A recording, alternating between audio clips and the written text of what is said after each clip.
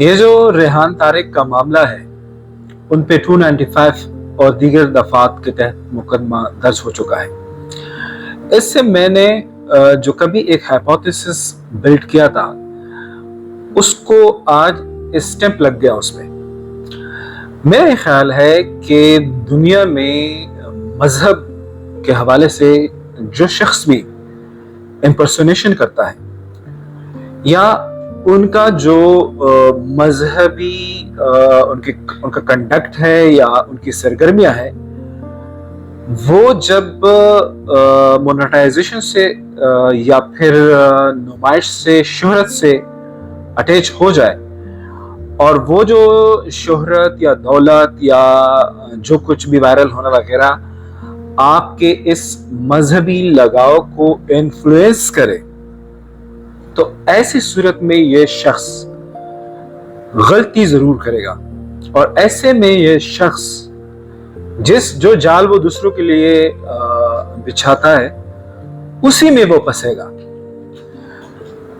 آپ مفتی کراچی والی جو شادیوں کی بات کرتا ہے، سوری میں ان کا نام بھول گیا، آپ انجینئر محمد مرزا کو دیکھ لیجئے گا، آپ رضا بٹ کو دیکھ لیجئے گا، اور بھی بہت سے نام ہیں، اور ابھی آپ ریحان طارق کو دیکھ لیجئے گا۔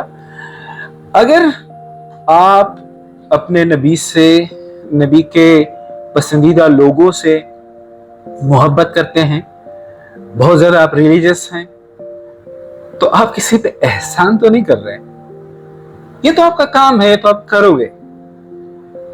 اس کو بنیاد بنا کے آپ دنیاوی فوائد لیتے ہیں، آپ پریشر گروپ بناتے ہیں، آپ انفلوئنس ہوتے ہیں، آپ مینیپولیٹ کرتے ہیں مختلف چیزوں کو، تو یہ غلط ہے۔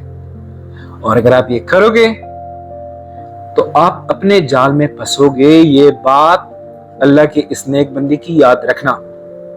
اور ہاں، یہ جو لوگ کہتے ہیں نا کہ دفاع فلاں فورم، ابے چھوتیے، تمہاری اوقات کیا ہے کہ تم مقدس ہستیوں کا دفاع کرو؟ ان کے دفاع کی تمہیں ضرورت نہیں ہے، ان کا دفاع کرنے والا اوپر موجود ہے، اور انہوں نے ان کو عزت دی ہے، تکریم کے قابل بنایا ہے۔ ان کی عزت اور تکریم کو بہت زیادہ پاورفل حکومتیں، بہت زیادہ پاورفل کیا کہتے ہیں کنگڈمز، انہوں نے نسل در نسل کوشش کی، کچھ نہیں بگاڑ پائے۔ آج بھی دنیا میں ہمارے نبی کا نام اور ہمارے نبی کی آل کا نام جس تکریم سے پوری دنیا میں مسلمان لیتے ہیں، کسی نے جتنی بھی کوشش کی وہ نہیں کر سکا، عزت میں کمی نہیں لا سکا۔ تو تم یہ دفاع یہ والا ڈرامہ بھی نہ کرو، تم اپنے گڑنگ صاف کرو۔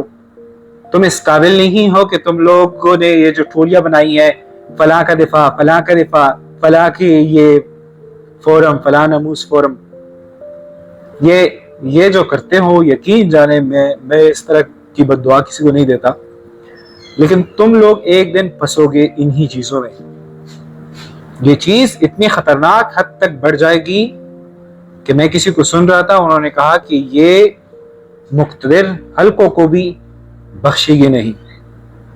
سو پلیز، اس ملک میں اگر کسی کو کسی مقدس ہستی سے محبت ہے، یہ وہ کرے گا، اس کا وہ کسی پہ احسان نہیں کرتا۔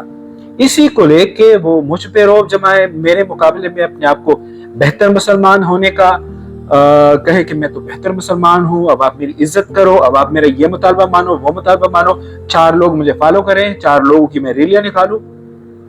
یہ چیز نہیں ہونی چاہیے۔ یہ چیز اگر ریاست نے روکی نہیں اور ناموس کی حفاظت کے نام پہ، کسی دوسرے نام پہ یہ جو ٹولیاں ہیں، یہ جو پریشر گروپس ہیں، اگر ان کو زیرو ٹالرنس اس حوالے سے نہ اپنائے گے، اور ان کو کہا گیا کہ بھائی جہاں سے نکلے ہو وہاں تک محدود رہو، نہیں کیا تو گاڈ فوربیڈ یہ چیز مقتدر حلقوں کے اور حکومتوں کے، ریاستوں کے दरो दीवार को टच करेगी। सेंसिटिव मामलात है, इनको दबाएं।